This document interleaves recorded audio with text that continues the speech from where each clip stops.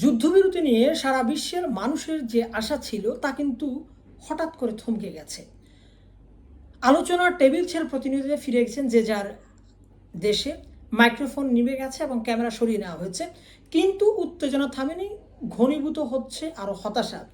ইসলামাবাদের সেই বহুল প্রত্যাশিত আলোচনাটা কোনো সমঝোতা ছাড়াই কিন্তু শেষ হলো।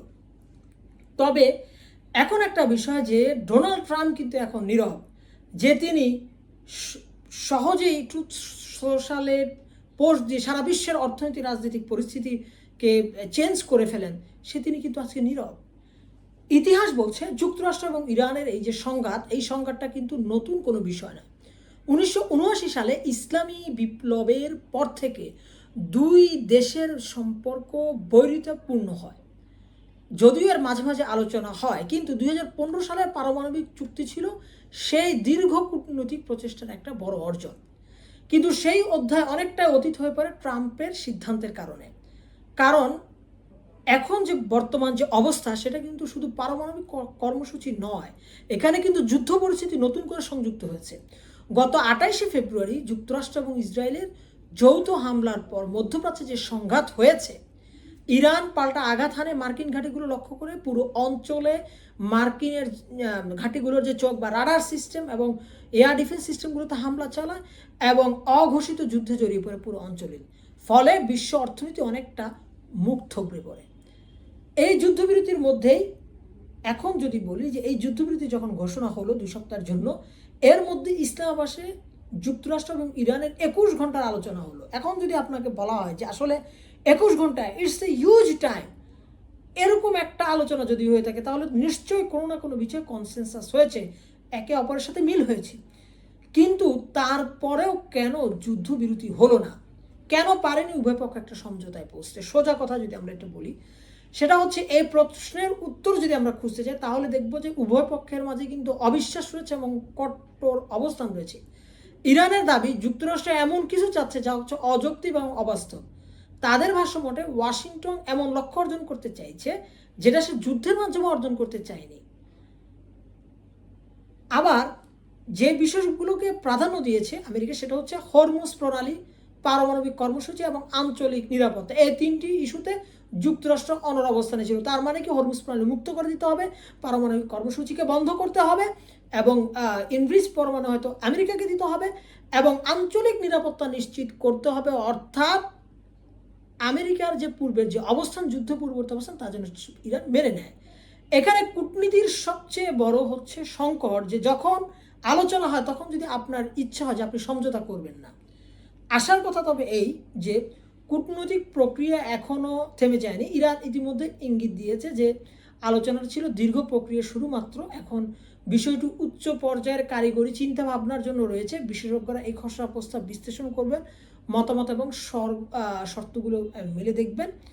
যেটা হচ্ছে ইরানের পররাষ্ট্রমন্ত্রী বলেছে। কিন্তু এই পুরো প্রক্রিয়ায় আপনি যতই বলুন, পররাষ্ট্রমন্ত্রী বলুক, জেডি ভেন্স বলুক, জেরাল্ড কুস্টার বলুক, সব কিছুর উপরে কিন্তু ডোনাল্ড ট্রাম্পকে আপনার অবশ্যই স্বীকার করতে হবে, মার্কিন প্রেসিডেন্টকে। কেন আলোচনা যে ব্যর্থ হলো, তারপর আপনি দেখেন যে এই প্রথম আলোচনা ব্যর্থ হওয়ার পরেও মার্কিন প্রেসিডেন্ট ডোনাল্ড ট্রাম্প কোনো বক্তব্য দেননি, কোনো মন্তব্য করেননি। অথচ তিনি কয়েকদিন আগে যে একটা স্ট্যাটাস দিলেন ট্রুথ সোশ্যালে যে একটি সম্পূর্ণ সভ্যতা আজ রাতে ধ্বংস হয়ে যাবে, বিশ্বজুড়ে আতঙ্ক ছড়িয়ে গেছে, শেয়ার বাজারে ধস নেমেছে, অর্থনৈতিক অস্থিরতা দেখা দিয়েছে ব্যাপকভাবে। তাহলে এখন প্রশ্ন আসে যে ট্রাম্প এখন কেন নীরব? এটা কি এক ধরনের শঙ্কা বা সংকেত দিতে চাচ্ছেন তিনি? সম্ভবত তিনি এখনো হয়তো সিদ্ধান্ত নিচ্ছেন যে তিনি কূটনৈতিক পক্ষে মত দিবেন না সামরিক দৃষ্টিভঙ্গিতে ঝুঁকবেন। তিনি মনে হয় নিজেও এই সিদ্ধান্তে পৌঁছতে পারেননি, আর এই অনিশ্চয়তার কারণে তিনি হয়তো চুপ রয়েছেন। এদিকে যুদ্ধবিরতি এখনও কার্যকর আছে, প্রায় 10 দিন যুদ্ধবিরতি চলছে। আন্তর্জাতিক সম্প্রদায় বিশেষ করে পাকিস্তান চায় এই সময়টা যেন শান্তিপূর্ণভাবে কাটে এবং আলোচনার জন্য সুযোগটা যেটা তৈরি হচ্ছে সেটা যেন ভেঙে না যায়। এবং এখন একটা বিষয় দেখা যাচ্ছে যে দুই পক্ষই বিশাল বড় সামরিক প্রস্তুতি নিয়েছেন এবং তাদের অবিশ্বাস যে কমেনি, এই সামরিক প্রস্তুতিটা কিন্তু সেটা বলে দিচ্ছে। এমন পরিস্থিতিতে সামান্য ছোট একটা ঘটনা, সামান্য ছোট একটা ভুল সিদ্ধান্ত বড় যুদ্ধ বাঁধিয়ে দিতে পারে।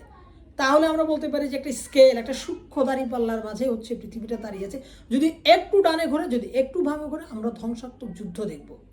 এবং এটা তখনই পরিষ্কার হবে যখন ট্রাম্পের নীরবতা ভাঙবে। যদি তিনি আলোচনার পক্ষে কথা বলেন তাহলে কূটনৈতিক প্রক্রিয়া নতুন গতি পাবে, আর যদি তিনি কঠোর অবস্থান নেন তাহলে দ্রুত পরিস্থিতি উত্তপ্ত হয়ে উঠবে। শেষ প্রশ্ন যদি আপনি করেন তাহলে বলতে হবে যে শান্তি না যুদ্ধ, কোনটা সহজ? এটা বোঝা যায় যে এই পর্যন্ত কঠিন আলোচনায় যে শান্তি আসলে একটি সহজ প্রক্রিয়া নয়, শান্তির পথ আসলে অনেক কঠিন। একই সঙ্গে এটাও মনে করতে হবে যে এই শান্তির পথ কিন্তু পুরোপুরি বন্ধ হয়নি, কূটনৈতিক প্রচেষ্টা বা দুয়ার এখনও খোলা আছে। আর যুদ্ধ সেটা অপেক্ষা করছে একটা সিদ্ধান্তের, বিশ্ব নেতৃবৃন্দের। তারা যে সিদ্ধান্ত নেবেন একটা ঘোষণার, একটা ভুলের, সেই ভুলই হয়তো তৃতীয় বিশ্বযুদ্ধ বাঁধিয়ে দিতে পারে।